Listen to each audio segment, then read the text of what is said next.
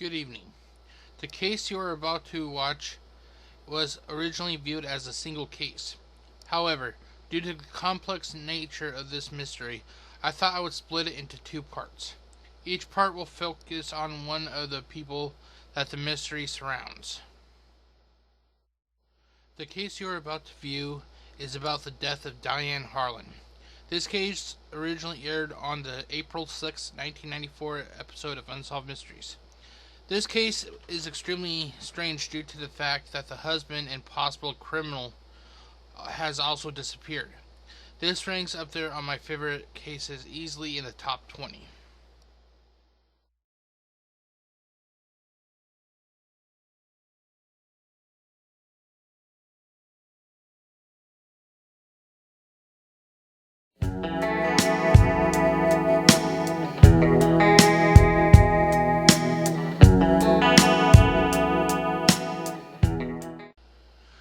The date is October 2nd, 1982. The location is Morro Bay, California. Although now considered to be an urban legend, Hugh Harlin was a well-known resident who also sometimes worked as a fisherman. Hugh's motto in life was to work only when the spirit moved him to. Catherine Cordero is a woman who runs a fishing business. She talks about how Hugh would be known for helping the workers on the dock for anywhere up to 10 hours at a time unloading fish, and after helping them, he would refuse to accept any pay from them. Dian Harlin, on the other hand, was the polar opposite of Hugh. She only cared about herself, her dogs, and when Hugh would bring home money, she would blow it, then ask for more. She would get upset when asked about food.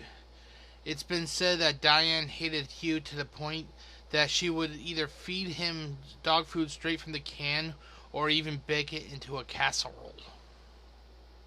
Dian also had an extremely bad temper, almost getting violent when Hugh would grab her arm to try and talk to her. It's very clear that Dian never really cared for Hugh, who seemed to have feelings for his wife. Around the port of Morro Bay, Dian was known as the Dog Lady. On October 13, 1982, a badly decomposed body was discovered on the beach at Morro Bay. The police were unable to identify the remains at the time, but they were able to determine how the person was killed. The person was killed with a dog leash. The police put out an all-points bulletin to try and help identify the remains. People would call into the police station, but no leads were formed. It wasn't until Hugh Harlin called the police station. He came in and they showed various pieces of jewelry that were on the victim. Hugh was able to confirm that it belonged to his wife, Dian. The police started to interrogate Hugh. They asked Hugh when he last saw his wife. He replied that he last saw her 12 days earlier. When they asked why he took so long to report her missing, Hugh replied that it wasn't out of the natural for her to be gone for days on end, that she was known for that kind of behavior. The police asked Hugh if he remembered anything when Dian disappeared. Hugh said not really, that he remembered the dogs coming home. They asked if the dogs had their leashes on, and he said yes. When they showed the murder weapon to Hugh, he changed his story, saying that he was wrong, that the dog didn't have its leash on. The investigators started to look at Hugh as a possible suspect in Dian's murder. Catherine Cordero remembers asking Hugh if he killed his wife. He replied, telling her that he did not kill Dian. The police eventually cleared Hugh as Dian's killer. Okay, this is part of the show where I talk about my final thought. The final thought is not intended to be taken as absolute fact. Instead, these are just my thoughts about the case you just watched. When it comes to the murder of Dian Harlin, I can't help but think of a few possible suspects. It's clear that Dian was not very liked at the time of her death, due to the fact that she was often whispered about and that she earned the name the Dog Lady. These types of nicknames normally mean that it should be seen as like an insult to people who are called them like a cat lady or a dog guy. Like it's an insult. Let's see. But who would have killed this woman? This leads me to the first possible suspect. Suspect number one. Suspect number one is basically the main suspect that everybody, initially looks at. And I have to be honest, the first suspect is Hugh Harlin. The police say that Hugh didn't kill her, but I can't quite shake the feeling that either Hugh committed the crime or he was aware of who did kill her but remained silent. If Hugh did it, he would have had plenty of reasons why. Everything from the general disrespect to the outright hostility. Maybe one night he tried to talk to her, she snapped, and without realizing what happened, Hugh killed her by accident.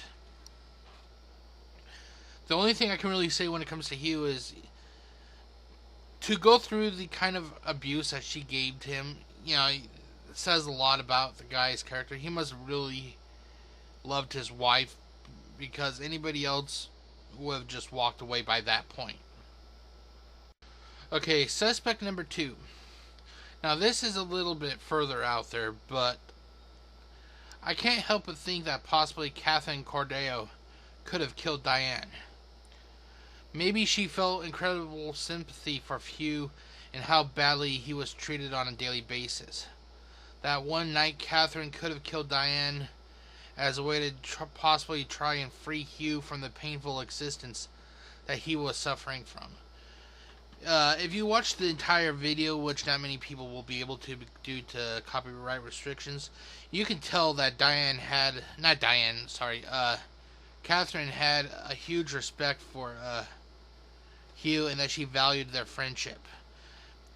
She even went as far as saying that he may have been weird, but he was not a weirdo. So, in my opinion, I think this is also a possible suspect. If she did kill Catherine, or not, if she did kill Dian, it was for the best, reasons, even though murder is still wrong. Okay, this leads us to suspect number three. Okay, now, before I continue on, I want to give a spoiler alert. If you don't want to hear who this next suspect is, please stop this video and continue on to part 2, which focuses on Hugh Harlin. Okay, I'm going to give you guys 5 seconds to stop this video. Okay, now on to suspect number 3. Hugh Harlin disappeared 4 years after being cleared as a possible suspect. I'm wondering, what if Hugh knew about who killed Dian, but the killer started feeling that Hugh has become more of a risk than he or she was willing to take, and that person actually killed Hugh 4 years later. Now, like I said, these are just my thoughts about this case. I recently received a message basically trying to badmouth me, basically saying that I shouldn't be saying what I do say, but these are just my thoughts. I always say that these should not be taken as absolute fact, that these are just my thoughts about the case. If you can't handle the fact that people have these kind of, that they think about these cases, then maybe you shouldn't be watching them, because that's what Unsolved Mysteries is also about. It's also meant to help to spur people's ideas, see what they think. Okay, stay tuned for part 2, which will focus on the disappearance of Hugh Harlin. Part 2 will hopefully be posted sometime next week. And if it's already, next week and you see it, go ahead and click on it. Until next time, take it easy, everyone. Good night.